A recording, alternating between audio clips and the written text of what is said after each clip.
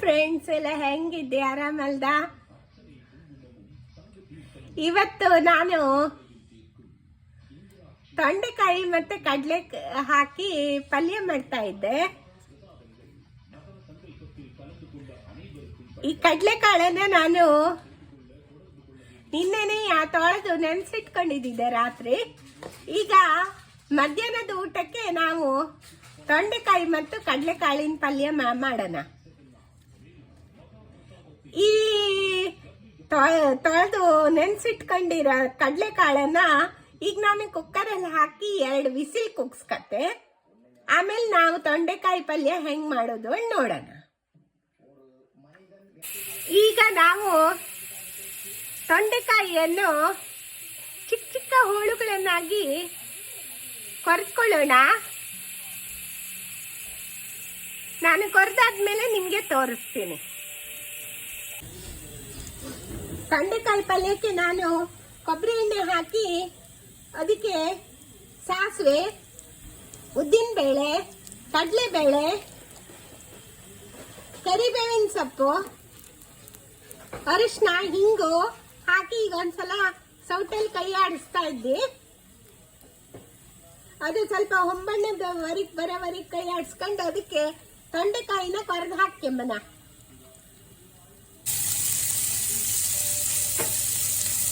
ಉದ್ದಿನಬೇಳೆ, ಕಡಲೆಬೇಳೆ ಹೊಂಬಣ್ಣ ಬಂದ್ಮೇಲೆ ನಾನು ಕೊರೆದಿಟ್ಕೊಂಡಿರೋ ತೊಂಡೆಕಾಯಿನ ಇದಕ್ಕೆ ಹಾಕಿದ್ದಿ. ಇದಕ್ಕೆ ನಾನೀಗ ಸ್ವಲ್ಪ ಉಪ್ಪು ಆಮೇಲೆ ಹುಣಸೆ ರಸನ ಈಗ ಹಾಕ್ತೀನಿ.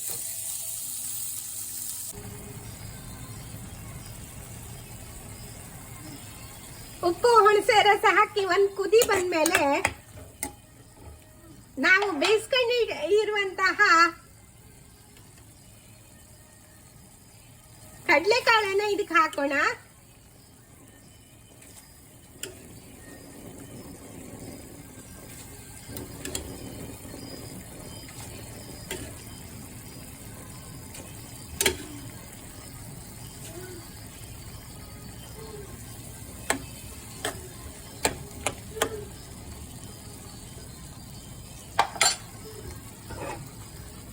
ಇದ್ರಲ್ಲಿ ನೀರಿದ್ದು ಇದನ್ನೇ ಸ್ವಲ್ಪ ಹಾಕೋಣ.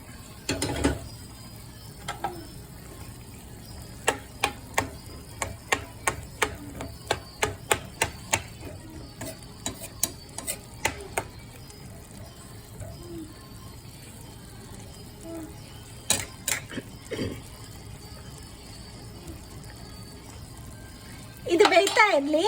ಇದು ಬೇಯೋವರೆಗೆ ನಾವು ಮಸಾಲೆನ ಹರ್ಕೊಳ್ಳೋಣ. ಮಸಾಲೆಗೆ ನಾನು ಕೊತ್ತಂಬರಿ, ಜೀರಿಗೆ, ಮೆಂತೆ, ಸಾಸಿವೆ ಕಾಳು, ಅರಿಶಿನ, ಹಿಂಗು ಹಾಕಿ ಸ್ವಲ್ಪ ಹುರ್ಕತ್ತಿ. ಅದನ್ನ ಹುರಿದಾದ್ಮೇಲೆ ತೆಂಗಿನಕಾಯಿ ತುರಿ ಜೊತೆಗೆ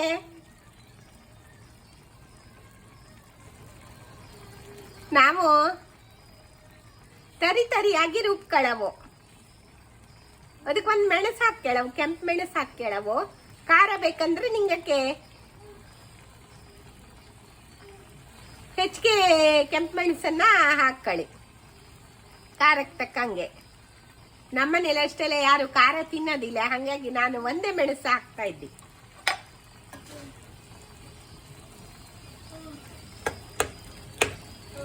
ಈಗ ಮಸಾಲೆಗೆ ನಾವು ಹೊರ್ಕೊಂಬನ. ಈಗ ನಾನು 1 ಚಮಚ ಕೊತ್ತಂಬರಿ, ಅರ್ಧ ಚಮಚ ಜೀರಿಗೆ,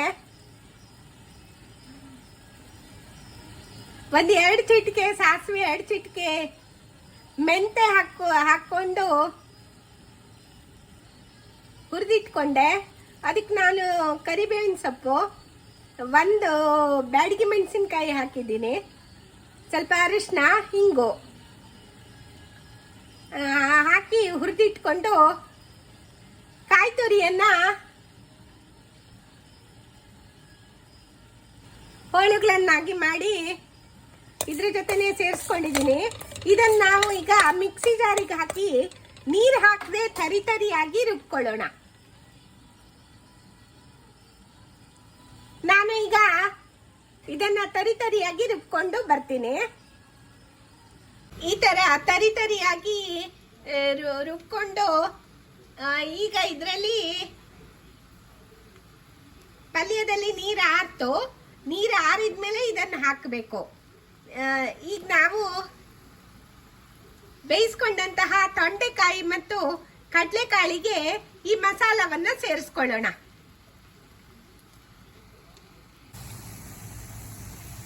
ಆ ಮಿಶ್ರಣವನ್ನ ಹಾಕಿದ್ಮೇಲೆ ಒಂದ್ 2 ನಿಮಿಷ ಅದನ್ನ ಬೇಯಿಸ್ಕೊಳ್ಳೋಣ.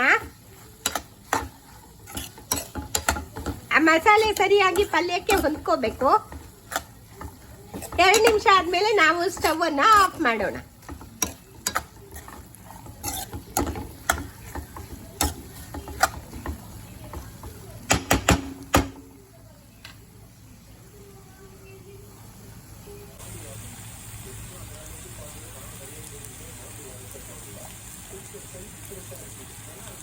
ಈಗ ತೊಂಡೆಕಾಯಿ ಕಡಲೆಕಾಳಿನ ಪಲ್ಯ ರೆಡಿ ಆಗಿದೆ. ಕೊನೆಯಲ್ಲಿ ಕೊತ್ತಂಬರಿ ಸೊಪ್ಪನ್ನ ಗಾರ್ನಿಶ್ ಮಾಡ್ಕೊಂಡ್ರೆ ಆಯ್ತು.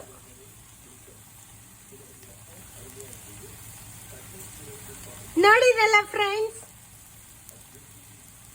ಕಡಲೆಕಾಳು ಮತ್ತೆ ತೊಂಡೆಕಾಯಿ ಎರಡನ್ನೂ ಹಾಕಿ ಪಲ್ಯ ಮಾಡಿದ್ದನ್ನು ನೀವು ಕೂಡ ನಿಮ್ಮ ಮನೆಯಲ್ಲಿ ಮಾಡಿ ನೋಡಿ. ಹೇಗಾಗಿದೆ ಅಂತ ನನಗೆ ಕಾಮೆಂಟ್ ನಲ್ಲಿ ತಿಳಿಸಿ. ಈಗ ನಾವು ಸ್ಟವ್ ಅನ್ನು ಆಫ್ ಮಾಡ್ಕೊಳ್ಳೋಣ.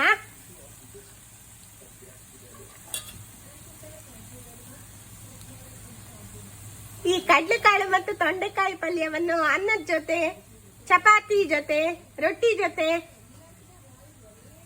ಹಾಕೊಂಡು ತಿನ್ನೋದಕ್ಕೆ ಚೆನ್ನಾಗಿರುತ್ತೆ.